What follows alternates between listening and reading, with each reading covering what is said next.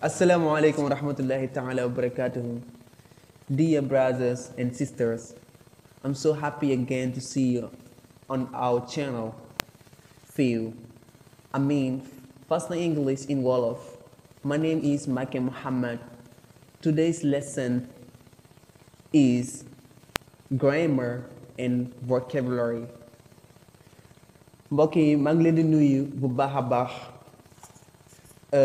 te di amaat mbégte di àndaat ak yéen wala ñuy àndaat ak yéen ci sunu scène bi di fiiw maanaam First English in Wolof. First English in Wolof fi ñu la ko waxee mooy njàngaleem anglais mu gaaw ci wolof. Tey sunu leçon dina dooni grammaire ak vocabulaire. Léegi ñu ñëw ci première leçon bi muy grammaire. Grammaire te dañ cee jël lu ñuy wax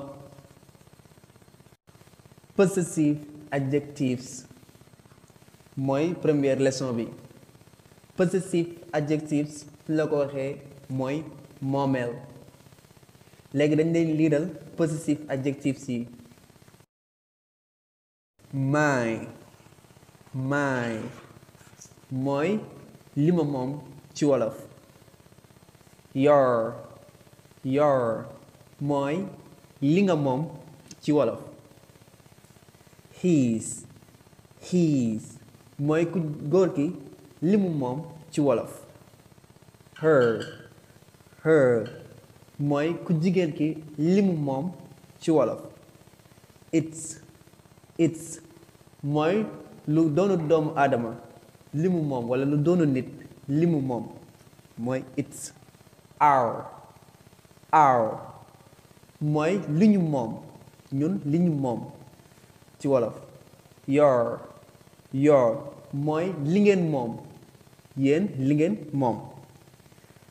Their mooy ñoom lañu moom ñoom lañu moom. Léegi dañ leen liiral possessive adjectives yi. My, your, his, her, its, our, your, their. Kon mbokk yi loolu moo doonoon suñu première partie xanaa dañuy taaxirlu tuuti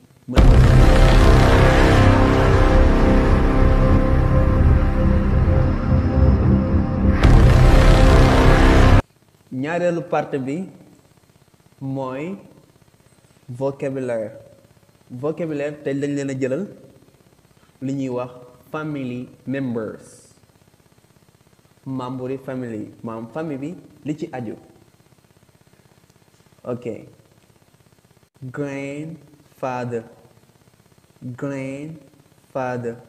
mooy maam ju góor. Grandmother mooy maam ju jigéen. Husband boroom kër walla jëkkër. Wife soxna. Father mooy baay. Mother mooy yaay. Son mooy doom ju góor. Daughter mooy doom ju jigéen. Brother mooy mbokk mu góor. Sister mooy mbokk mu jigéen. Uncle mooy nijaay walla baay bu ndaw maanaam baay tëx.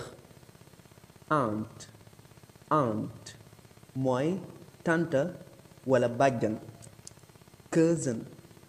Cousin mooy doomi bàjjan walla doomi nijaay moo xam góor la walla jigéen. Nephew mooy jarbaat bu góor. Niece mooy jarbaat bu jigéen. Grandson mooy sët bu góor. Granddaughter granddaughter mooy sët bu jigéen. stepson stepson mooy doomu jiitle. stepdaughter wala stepdaughter mooy doomu jiitle ju jigéen. orphan mooy ab jirim moo xam góor la wala jigéen.